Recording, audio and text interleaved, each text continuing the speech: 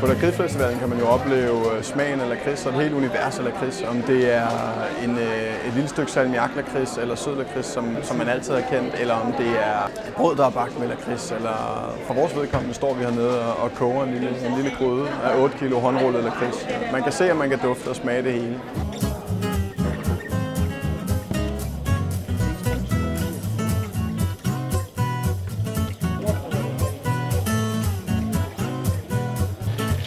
Jeg har fået lov til at smage med på nogle af alle de nye lakridser og være en del af en af dem, der skulle finde en vinder til årets Lakrids Award. Det har været fantastisk. Hvor heldig kan man være? Bare spise lakrids en time. Det er jo rigtig interessant at se, at der også er nogen, der tør gå nye veje og sammensætte et kendt produkt med lakridsen, og så får man noget helt nyt ud af det.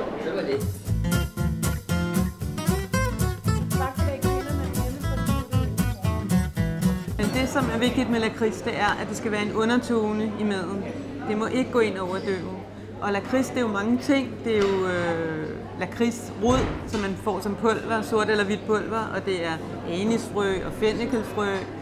Der er også lidt lakridsnoter i basilikum og estragon, og sådan er der flere andre ting, jeg kunne nævne. Og hvis man tilsmager sin mad, og det er både det søde og det salte køkken, med en lille smule af de her ting, så synes jeg, at det giver et eller andet uventet twist. Jeg elsker bare den smag. Den er så sød og eksotisk, lækker.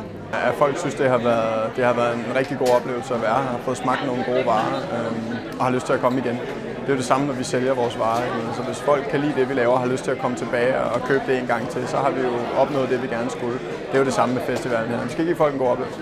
Jeg kan jo rigtig godt lide dem i de rene former. Jeg bruger rigtig meget lakridspulver selv og lakridssiruper, for jeg sammensætter selv mine opskrifter.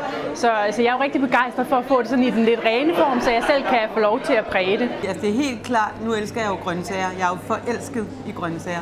Så en eller anden form for salat, hvor der er en lille undertone af lakrids i på en eller anden måde. Jeg har faktisk fået en rigtig spændende kalvemarinade heroppe. Noget kalvekød i en marinade af brun farin og lakrids, som er grillet i sådan en røgeovn fra Weber.